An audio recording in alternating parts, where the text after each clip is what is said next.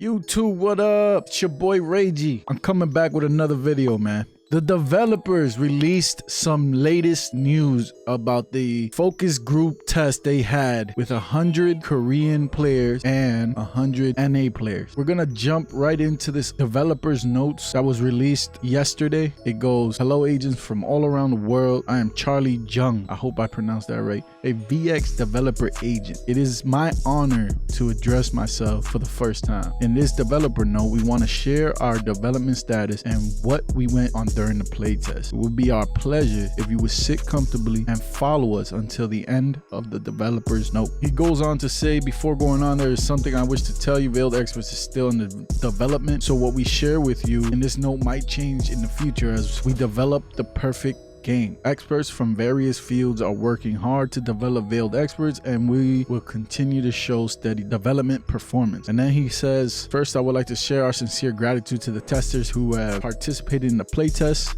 More than 100 testers from Korea and North America shared their precious time to join the playtest during last weekend, December 17th through the 18th. Today, I would like to share our thoughts as we watch the playtest and some updates that we're able to share with you during the last showcase. We were worried that there could be like a gap of skill since some might have heard of the game sooner than later. We have decided the participants in groups and made them play in order of team deathmatch, 3v3 search and destroy, and 5v5. Even though the test took quite a long time, approximately 6 hours, the participants were eager and focused on the test until the end. How grateful and touched we were by their passion and beyond our words. So right here they have some pictures of the playtest. I'm guessing this is the new map, Alta City.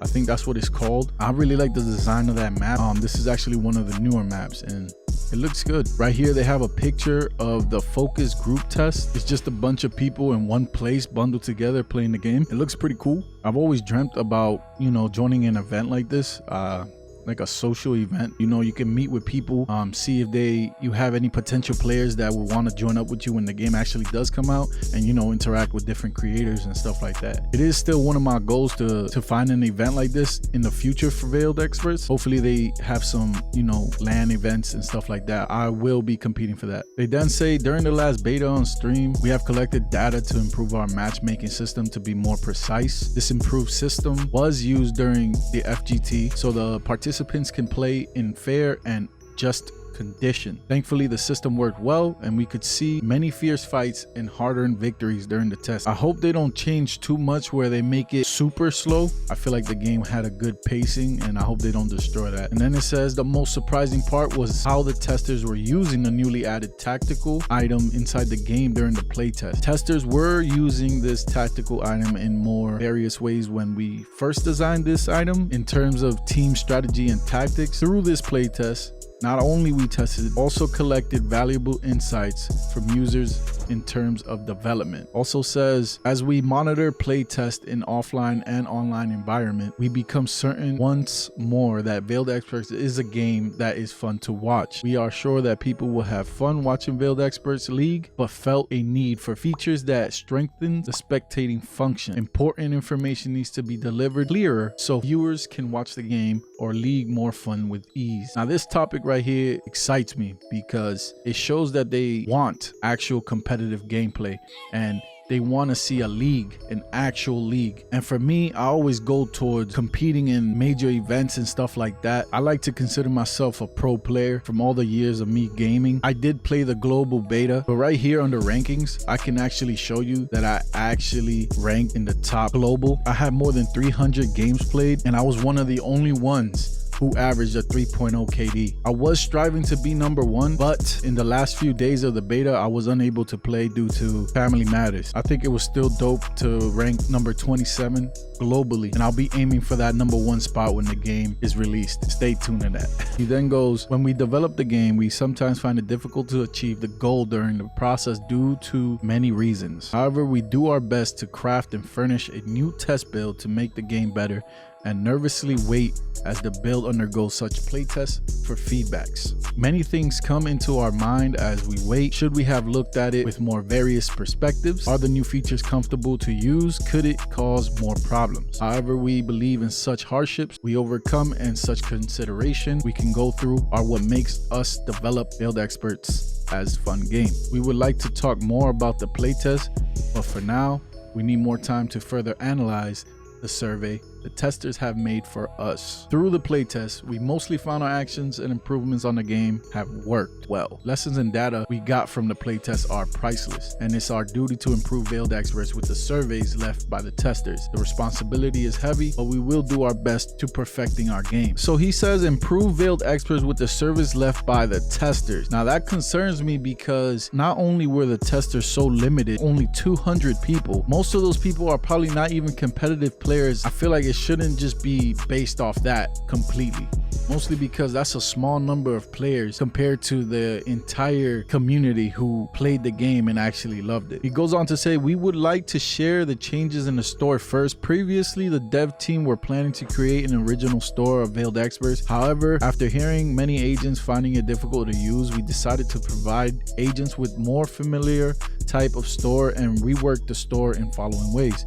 Major changes are simplified category, weapon modification, coin request, changing default hotkeys. Number one is simplified category. Previously, the store was on large single window, separated in 2 categories, each containing weapons and tactical items. With so much information, it made agents hard to find the items and information agents needed. To improve this, we have separated the store into 3 separate tabs. Now, I don't know how I feel about that, mostly because I felt like, in my personal opinion, the store was fine the way it was. Everything was right there in your face. All you had to do was read a little bit and everything made sense. But I guess for other people, it wasn't that way. So this is not a major issue, but in my opinion, I don't think they should have changed. It didn't show what our teammates were holding unless you were partied up with somebody and they were telling you what they actually have. So I think this is a major upgrade, especially if you're a solo player. The second is weapon modification, like the store. Previous weapon modification system flooded the agents with information by showing all the parts options you have with the weapon. We decided to hide the parts